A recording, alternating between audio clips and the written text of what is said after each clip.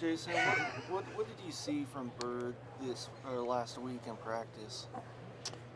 Yeah, he took a lot of the reps Tuesday, Wednesday, and did a really nice job.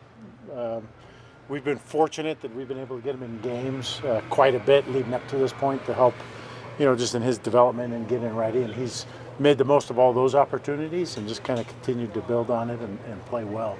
So, yeah, really happy for him. Has anything surprised you just how early he's kind of been able to take on the offense, take on a leadership role in this offense as a true freshman? I don't know. I didn't kind of have any expectations, and just it took its kind of natural course. Started in spring with minimal opportunities, and he'd get in there and do some nice things, and it's just slowly kind of grown over time.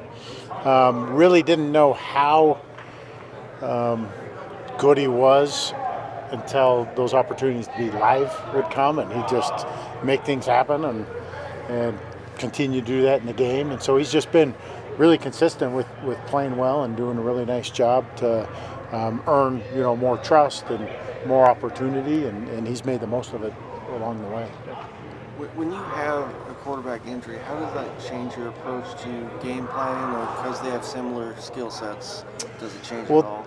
That's been the thing with Byrd, is he kind of fits our offense right now, both in terms of what Devin does, but also in terms of what's best for our team, and that is a run first approach, a running quarterback, adding the numbers, and so he's kind of provided it.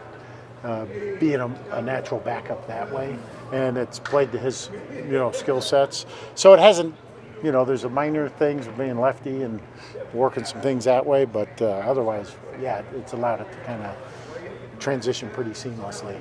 How would you assess the throw game so far? I mean, there's been games like the West Virginia one where it was very pass heavy, but then there's been other games, like Arizona State and even last week, where it wasn't as throw heavy. But overall, how would you assess the passing attack? Even coming into the year, that was one of the bigger unknowns of what would emerge in that room and who the targets would be, and that started to play out. It's still a little inconsistent outside of RD, Dallin, JJ. To a point, those three have all done a really nice job week in, week out, and then it's been that next person up. What's their role? How are they contributing? What can we count on? And so it was nice to see Larry had some big plays this past weekend that helped move the chains and score points, and he did a really nice job stepping into a little bigger role and making the most of it. And so we'll just kind of continue to hash that out and see the production there. I'd say we're efficient in the throw game, and we'll just kind of look to keep building on that. What's the key for Larry to kind of emerge more and more in the offense? It is very much kind of an earned, you earn it through your production, through the results.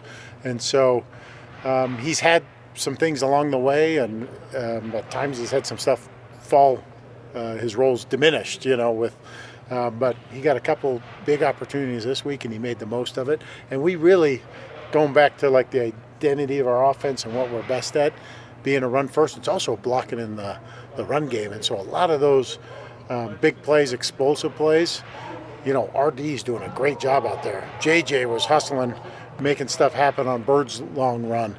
And Larry's been that guy in the run game. He's really done a nice job helping to block, which, helps our offense big time. And then anytime targets come your way, if you can get open and catch it, it's only going to allow your role to increase in the offense. So, all right, thanks, guys. Thanks, Coach.